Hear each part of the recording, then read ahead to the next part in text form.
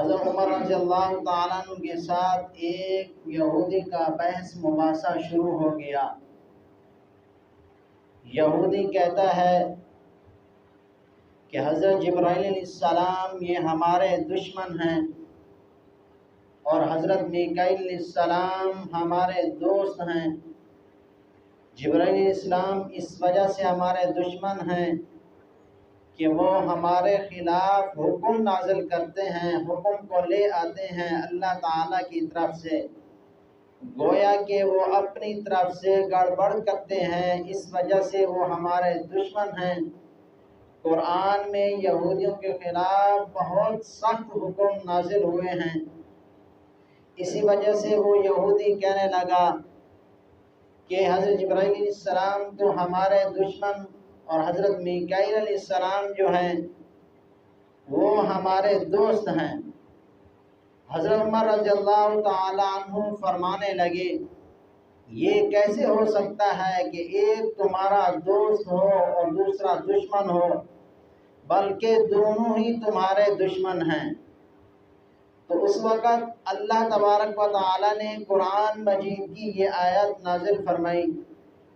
قُلْ مَنْ كَانَ عَدُوًّا لِجِبْرِيلَ فَإِنَّهُ نَزَّلَهُ عَلَى قَلْبِكَ، اس سے اگلی آیت نازل فرمائی، قُلْ مَنْ كَانَ عَدُوًّا لِلَّهِ وَمَلَائِكَتِهِ وَرُسُلِهِ وَجِبْرِيلَ وَمِيكَالَ۔ اللہ تبارک و تعالی فرماتے ہیں یہ یہود اور نصارہ یہ اللہ کے بھی دشمن ہیں، اللہ کے رسول کے بھی دشمن ہیں، اور جبرائیل علیہ السلام کے بھی دشمن ہیں، اور میکائیل علیہ السلام کے بھی دشمن ہیں۔ اسی طرح کہ حضور علیہ السلام بیت اللہ کا طواف کر رہے ہیں، جب بیت اللہ کا طواف مکمل ہو گیا، حضرت عمر رضی اللہ تعالی عنہ عرض کرتے ہیں یا رسول اللہ صلی اللہ علیہ وسلم کہ میری خواہش ہے کہ میری رائے اور میرا مشورہ یہ ہے کہ حضرت ابراہیم علیہ السلام نے بیت اللہ کو تعمیر کیا تھا، تو ہمیں چاہیے مقام ابراہیم پر شکرانے کے طور پر ان کے ایصال و ثواب کے لیے کہ 2 رکعت نماز نفل پڑھی جائے۔ آپ صلی اللہ علیہ وسلم نے فرمایا کہ مجھے اللہ تبارک و تعالی نے حکم نہیں دیا، میں تو اللہ تعالی کے حکم کا پابند ہوں، اس وجہ سے میں 2 رکعت نماز نفل نہیں پڑھ سکتا۔ اسی وقت اللہ تبارک و تعالی نے قرآن مجید کی آیت نازل فرمائی، وَاتَّخِذُوا مِن مَّقَامِ إِبْرَاهِيمَ مُصَلًّى، کہ تم ابراہیم علیہ السلام کا جو وہ جگہ تھی مقام ابراہیم، اس جگہ کو نماز گاہ بناؤ، مصلی بناؤ، یعنی کہ نماز پڑھو۔ تو اس دن سے لے کر قیامت تک کے لیے یہی حکم ہے کہ جو بھی عمرہ کر کے فارغ ہو، طواف کر کے فارغ ہو، وہاں 2 رکعت نماز پڑھے۔ اسی طرح کہ ایک اور یہودی کے ساتھ حضرت عمر رضی اللہ تعالیٰ عنہ کا بحث مباحثہ ہو گیا۔ وہ یہودی کہنے لگا اگر کوئی شخص اپنی بیوی کے ساتھ فلاں طریقے سے یا کوئی خاص طریقے سے صحبت کرتا ہے، قریب جاتا ہے، تو اس بیوی سے، اس عورت سے جو بچہ پیدا ہوگا وہ لنگڑا ہوگا، اپاہج ہوگا، معذور ہوگا۔ حضرت عمر رضی اللہ تعالیٰ عنہ فرمانے لگے ایسا نہیں ہو سکتا کہ ایسی کوئی خاص بات نہیں، کوئی خاص طریقہ نہیں، جس طرح بھی کرو اللہ تبارک و تعالی اس بچے کو صحیح سالم پیدا فرمائیں گے۔ تو قرآن مجید کی آیت نازل ہوئی، اللہ تعالی فرماتے ہیں فَأْتُوا حَرْثَكُمْ أَنَّا شِئْتُمْ وَقَدِّمُوا لِأَنفُسِكُمْ، یہ تمہاری بیویاں تمہاری کھیتی ہیں، جیسے تم چاہو ان کے پاس آ سکتے ہو، کوئی خاص طریقہ نہیں ہے۔ اسی طرح حضرت عمر رضی اللہ تعالیٰ عنہ کے پاس کہ ایک مسلمان منافق اور ایک یہودی اپنا جھگڑا لے کر آئے، فیصلہ لے کر آئے کہ ہمارے درمیان فیصلہ کریں۔ وہ پہلے بھی حضور علیہ السلام کے پاس جا چکے تھے، آپ علیہ السلام نے اس یہودی کے حق میں فیصلہ کیا، تو اس منافق آدمی نے سوچا کہ میں حضرت عمر رضی اللہ تعالیٰ عنہ کے پاس جاتا ہوں، حضرت عمر یہودیوں کے خلاف ہیں کہ ہو سکتا ہے کہ وہ میرے حق میں فیصلہ کر دیں۔ حضرت عمر رضی اللہ تعالیٰ عنہ کے پاس گئے، حضرت عمر رضی اللہ تعالیٰ عنہ نے بھی اسی یہودی کے حق میں فیصلہ کیا۔ پھر اسی یہودی نے بتایا ہم پہلے حضور علیہ السلام کے پاس جا چکے ہیں، آپ علیہ السلام نے بھی میرے حق میں فیصلہ فرمایا ہے۔ حضرت عمر رضی اللہ تعالیٰ عنہ تلوار لے کر اس منافق کا، مسلمان کا جو لبادہ پہنا ہوا تھا، مسلمان ہونے کا دعویٰ دار تھا، اس کا سر قلم کر دیا۔ اب حضور علیہ السلام کے پاس معاملہ پیش ہوا، حضور علیہ السلام نے فرمایا وہ مسلمان ہونے کا دعویٰ تو کرتا تھا، آپ نے بغیر کسی اجازت کے کہ اس کو قتل کر دیا، آپ کو قصاصاً قتل کر دیا جائے گا۔ تو اسی وقت اللہ تبارک و تعالی نے قرآن مجید کی آیت نازل فرمائی، فَلَا وَرَبِّكَ لَا يُؤْمِنُونَ حَتَّى يُحَكِّمُوكَ فِي مَا شَجَرَ بَيْنَهُمْ، کہ آپ کے رب کی قسم، اللہ کی قسم، آپ کے معبود کی قسم، اللہ تعالیٰ فرما رہے ہیں کہ کوئی شخص اس وقت تک مومن نہیں ہو سکتا، اس وقت تک مسلمان نہیں ہو سکتا کہ جب تک کہ وہ آپ کو اپنے درمیان باہمی مسائل میں آپ کو حاکم نہ تسلیم کریں، آپ کو منصف، آپ کو فیصلہ کرنے والا تک، کہ جب تک کہ وہ اقرار اس بات کا نہیں کر سکتے کہ اس وقت تک مومن بھی نہیں ہو سکتے۔ تو اس آدمی نے آپ کے فیصلے کا انکار کیا، اس وجہ سے حضرت عمر رضی اللہ تعالیٰ عنہ کے پاس گیا، حضرت عمر رضی اللہ تعالیٰ عنہ نے اس کا کام تمام کر دیا۔ اس وجہ سے کوئی قصاص نہیں ہے کہ گویا کہ وہ کافر تھا، مشرک تھا، مسلمان ہی نہیں تھا، کیونکہ اس نے حضور علیہ السلام کے فیصلے کو تسلیم نہیں کیا۔ اسی طرح حضرت عمر رضی اللہ تعالیٰ عنہ کے بارے میں آتا ہے کہ غزوہ بدر کے لیے حضرت عمر رضی اللہ تعالیٰ عنہ نے سب سے زیادہ کوشش کی، لوگوں کو تیار کیا، لوگوں کو جہاد کے لیے رغبت دلائی، کافر اور مشرکین کا کہ ان کے دل میں بغض اور عداوت، دشمنی پھیلائی، یہ ہمارے دشمن ہیں۔ تو اللہ تعالیٰ نے قرآن مجید نازل فرمایا، لَقَدْ نَصَرَكُمُ اللَّهُ بِبَدْرٍ وَأَنْتُمْ أَذِلَّةٌ، کہ اللہ تبارک و تعالیٰ نے تمہاری مدد فرمائی ہے کہ اس وقت تم ایک چھوٹی جماعت تھی، تمہاری کوئی وقت طاقت نہیں تھی، ہمت نہیں تھی، اللہ تعالیٰ نے تمہاری مدد کی ہے۔ تو یہ آیت بھی حضرت عمر رضی اللہ تعالیٰ عنہ کی وجہ سے نازل ہوئی۔ اسی طرح حضرت عمر رضی اللہ تعالیٰ عنہ نے حضور علیہ السلام کو مشورہ دیا، آپ علیہ السلام کے چچا حضرت عباس رضی اللہ تعالیٰ عنہ نے شراب پی لی تھی کہ آپ مدہوش ہو گئے، اپنا ہوش کھو بیٹھے، ایسی بہکی باتیں کرنے لگے۔ حضرت عمر رضی اللہ تعالیٰ عنہ نے دیکھا، اس طرح دو چار اور واقعات آئے، حضرت عمر رضی اللہ تعالیٰ عنہ سے رہا نہ گیا کہ آپ کے پاس آئے، آپ سے کہنے لگے کہ کاش ایسا ہوتا کہ شراب حرام ہو جاتی۔ تو آپ صلی اللہ علیہ وسلم نے فرمایا میں تو حرام نہیں کر سکتا، اللہ تعالیٰ نے ابھی تک کوئی حکم نازل نہیں فرمایا۔ اس وقت کے جواب ملا، اللہ تعالیٰ نے قرآن مجید کی آیت نازل فرمائی، یسألونک عن الخمر والمیسر قل فیہما اسم کبیر ومنافع للناس، کہ وہ آپ کے بارے میں، آپ سے شراب کے بارے میں سوال کرتے ہیں، شراب حلال ہے یا حرام ہے، تو آپ فرما دیجئے کہ اس میں نفع کم ہے، نقصان زیادہ ہے، گناہ کی بات زیادہ ہے۔ اگر شراب انسان پی لے تو گناہ کے قریب ہوتا ہے، نیکی سے دور ہوتا ہے۔ اسی طرح پھر حضرت علی رضی اللہ تعالیٰ عنہ نے شراب پی کر نماز پڑھی اور سورۃ کافرون کی تلاوت کر رہے ہیں، لا اعبد ما تعبدون کے بجائے ما اعبد لا تعبدون پڑھ رہے ہیں، یعنی تھوڑا الٹ کر دیا، آگے پیچھے کر دیا۔ تو حضرت عمر رضی اللہ تعالیٰ عنہ نے پھر حضور علیہ السلام سے درخواست کی کہ ایسا ہوتا کہ نماز کے اندر شراب حرام ہو جاتی، تو اللہ تبارک و تعالیٰ نے پھر قرآن مجید کی آیت نازل فرمائی، یا ایھا الذین آمنوا لا تقربوا الصلاۃ وانتم سکارا،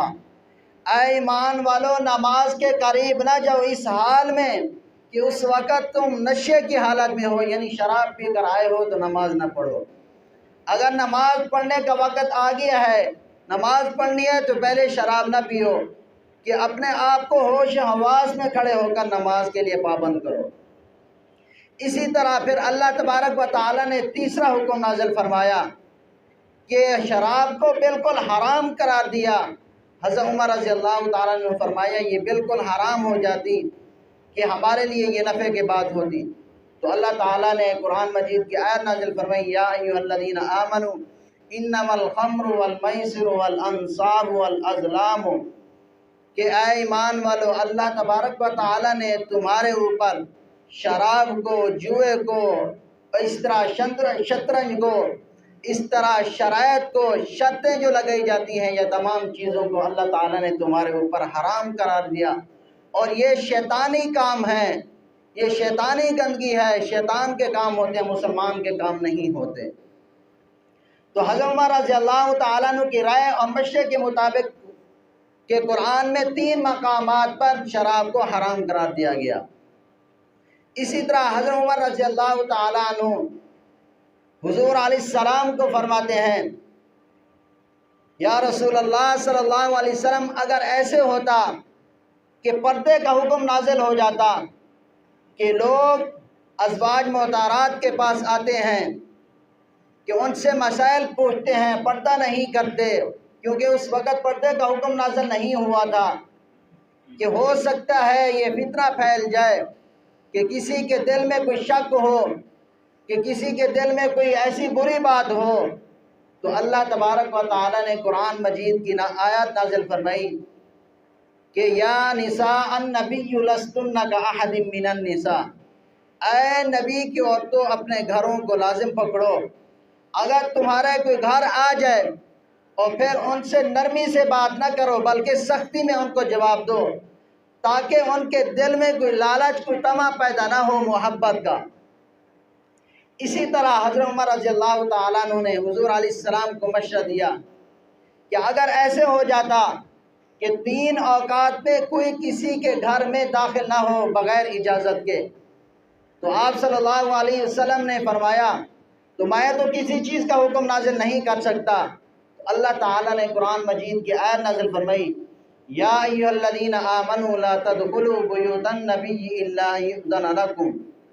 اے ایمان والو نبی کے گھروں میں داخل نہ ہو یہاں تک کہ تمہیں اجازت دی جائے۔ تو 3 اوقات میں کسی کے گھر میں آپ علیہ السلام نے پھر مسئلہ واضح کر دیا، 3 اوقات میں کسی کے گھر میں بغیر اجازت کے داخل ہونا جائز نہیں ہے، یعنی شام کے وقت، رات کو سونے کے وقت، صبح کے اٹھنے کے وقت، اور اسی طرح دوپہر کے وقت، کالولے کے وقت لوگ سوئے ہوتے ہیں۔ آپ علیہ السلام نے فرمایا جب بھی جاؤ دستک دے کر اگر اجازت مل جائے تو چلے جاؤ ورنہ واپس آ جاؤ، یہ حضور علیہ السلام نے سمجھایا ہمیں۔ حضرت عائشہ رضی اللہ تعالیٰ عنہ کے بارے میں یہ آتا ہے، حضرت عائشہ رضی اللہ تعالیٰ عنہ پر جب تہمت لگی، حضور علیہ السلام نے صدیق اکبر رضی اللہ تعالیٰ عنہ سے پوچھا، آپ خاموش ہو گئے، یا رسول اللہ میں کوئی حکم نہیں کرتا، کوئی مشورہ نہیں دیتا۔ آپ صلی اللہ علیہ وسلم نے حضرت علی رضی اللہ تعالیٰ عنہ سے مشورہ مانگا۔ حضرت علی نے کہا آپ کو عورتوں کو چھوڑ نہیں ہے، عورتیں بہت زیادہ ہیں، آپ کہیں اور نکاح کر لیں۔ جب حضرت عمر رضی اللہ تعالیٰ عنہ سے پوچھا، حضرت عمر رضی اللہ تعالیٰ عنہ نے فرمایا آپ نے نکاح کس کے حکم سے کیا؟ کہ فرمایا اللہ کے حکم سے کیا، کہ جب اللہ کے حکم سے کیا پھر اللہ تبارک و تعالیٰ برات کا اعلان فرمائیں گے۔ تو اسی وقت قرآن کی آیت نازل فرمائی، الخبیثات للخبیثین والخبیثون للخبیثات والطیبون للطیبین، کہ فرمایا خبیث عورتیں جو ہیں خبیث مردوں کے لیے ہیں، اور خبیث مرد جو ہیں، ناپاک مرد جو ہیں وہ ناپاک اور خبیث عورتوں کے لیے ہیں، اور پاک عورتیں پاک مردوں کے لیے ہیں۔ اور پاک مرد پاک عورتوں کے لیے ہیں۔ آپ علیہ السلام کی ذات پاک ہے، آپ کے ازواج مطہرات بھی پاک ہیں۔ اسی وجہ سے کہ آپ نے فرمایا ھذا بہتان عظیم، یہ بہت بڑا بہتان ہے، اللہ تعالیٰ نے اسی کو قرآن میں نازل فرما دیا۔ حضرت عمر رضی اللہ تعالیٰ عنہ کے الفاظ کو قرآن بنا دیا۔ اسی طرح ایک مرتبہ حضور علیہ السلام قرآن کی آیت فرما رہے ہیں، بیان فرما رہے ہیں، پڑھ رہے تھے، کہ جس کا مطلب یہ ہے کہ آپ علیہ السلام بیان کر رہے ہیں، اللہ تعالیٰ فرماتے ہیں ہم نے انسان کو نطفے سے پیدا کیا، اس نطفے سے لوتھڑا بنایا، لوتھڑے سے پھر ہڈی کو پیدا کیا، ہڈی کے اوپر پھر ہم نے گوشت کو بنایا، پھر گوشت کے اوپر ہم نے اعضاء چڑھائے، اس طرح انسان مکمل ہو گیا۔ پھر حضور علیہ السلام فرمانے لگے ثم انشأناہ خلقا آخر، کہ اللہ تبارک و تعالیٰ قیامت کے دن دوبارہ اسی طرح انسان کو پیدا فرمائے گی جس طرح دنیا میں ماں کی پیٹ کے اندر پیدا فرماتے ہیں۔ تو حضرت عمر رضی اللہ تعالیٰ عنہ اسی وقت داخل ہوئے، فرمایا فتبارک اللہ احسن الخالقین، اللہ تبارک و تعالیٰ کی ذات بابرکت ہے، بڑی پاک ذات ہے، وہ اچھی طرح خوبصورت پیدا کرنے والی ذات ہے۔ اللہ تبارک و تعالیٰ نے انہی کے الفاظ کو، ان کی زبان سے جو الفاظ نکلے سے اسی کو قرآن کا جز بنا دیا۔ تو یہ حضرت عمر رضی اللہ تعالیٰ عنہ کی فضیلت ہے۔ بھائیو، دوستوں، بزرگوں، اسی طرح حضرت عمر رضی اللہ تعالیٰ عنہ کے بارے میں یہ بھی آتا ہے جب غزوہ بدر فتح ہو گیا، 70 کفار مارے گئے اور 70 قید کیے گئے۔ آپ صلی اللہ علیہ وسلم نے تمام صحابہ کرام سے مشورہ اور رائے مانگی، اب ان کے ساتھ کیا کرنا چاہیے۔ آپ صلی اللہ علیہ وسلم نے فرمایا میری رائے یہ ہے کہ ان سے فدیہ لے کر ان کو چھوڑ دیا جائے۔ حضرت ابوبکر نے بھی یہی مشورہ دیا، ان سے فدیہ لے کر ان کو چھوڑ دیا جائے۔ حضرت عمر رضی اللہ تعالیٰ نے فرمایا کہ نہیں، فدیہ لے کر نہیں بلکہ ان کو قتل کر دیں۔ آپ صلی اللہ علیہ وسلم نے فرمایا اللہ تعالیٰ نے قرآن کی آیت اتاری کہ عمر حق پر ہے، ہم سے بھول ہوئی۔ آپ صلی اللہ علیہ وسلم نے یہ بھی فرمایا اگر آج عمر نہ ہوتا تو اللہ تعالیٰ کا عذاب، اللہ تعالیٰ کا غضب ہمارے اوپر نازل ہو جاتا، ہم ہلاک ہو جاتے۔ آج عمر کی وجہ سے ہم ہلاکت سے بچ گئے۔ اسی طرح رئیس المنافقین عبداللہ بن ابی منافقوں کا سردار ہے، جب مرنے لگا، فوت ہو گیا، مر گیا، اس وقت اس کا بیٹا آیا جو مسلمان ہو چکا تھا۔ آپ صلی اللہ علیہ وسلم کے پاس آتا ہے، حضور اپنی قمیض میرے باپ کو پہنا دیجئے۔ آپ صلی اللہ علیہ وسلم نے اپنی قمیض دے دی اور پھر فرمایا اس کے لیے نماز جنازہ دعا مغفرت بھی فرما دیجئے۔ آپ صلی اللہ علیہ وسلم نے اس کی نماز جنازہ پڑھی۔ حضرت عمر رضی اللہ تعالیٰ عنہ نے منع فرمایا یہ منافق تھا، اللہ اور اس کے رسول کا دشمن تھا، مسلمانوں کا دشمن تھا، آپ اس کا نماز جنازہ نہ پڑھائیے۔ لیکن آپ صلی اللہ علیہ وسلم نے پڑھایا۔ اس وقت قرآن کی آیت نازل ہوئی استغفر لہم او لا تستغفر لہم ان تستغفر لهم 70 مرة فلن يغفر الله لهم، اگر آپ ان کے لیے مغفرت طلب کریں یا نہ کریں دونوں برابر ہیں۔ اگر مغفرت ان کے لیے بخشش طلب کریں گے چاہے 70 مرتبہ ہی کیوں نہ کریں، اللہ تعالیٰ پھر بھی مغفرت نہیں فرمائیں گے۔ ذالک بأنہم کفروا باللہ ورسولہ، کیونکہ یہ لوگ ہیں جنہوں نے اللہ کا بھی انکار کیا، اللہ کے رسول کا انکار کیا۔ اللہ تعالیٰ ایسی قوم کو ہدایت نہیں دیتے، کوئی مغفرت نہیں ہوتی۔ اسی طرح اللہ تبارک و تعالیٰ نے اسی صورت کے آگے تھوڑا فرمایا وَلَا تُصَلِّ عَلَىٰ أَحَدٍ مِّنْهُمْ مَاتَ أَبَدًا، آپ ان میں سے کسی ایک پر نماز نہ پڑھیں جب وہ مر جائے، ہمیشہ کے لیے کبھی بھی نہیں پڑھنی۔ وَلَا تَقُمْ عَلَىٰ قَبْرِهِ، اور ان کی قبر پر کھڑے ہو کر دعا بھی نہیں مانگنی، کوئی قبولیت نہیں ہوگی، کوئی مغفرت نہیں ہوگی۔ اس لیے یہ منافق تھا، کافر تھا، مشرک تھا، مسلمان نہیں تھا۔ مغفرت کا وعدہ جو ہے مرنے کے بعد وہ اللہ تبارک و تعالی نے صرف مسلمانوں کے لیے رکھا ہے، کسی کافر اور مشرک یہودی اور نصرانی کے لیے نہیں رکھا۔ تو حضرت عمر رضی اللہ تعالیٰ عنہ کی بھی یہ فضیلت ہے۔ 22 مقامات پر اللہ تبارک و تعالی نے 31 آیات کو ان کی رائے کے مطابق، ان کے مزاج کے مطابق اتارا۔ یہ ہے حضرت عمر رضی اللہ تعالیٰ عنہ کی فضیلت۔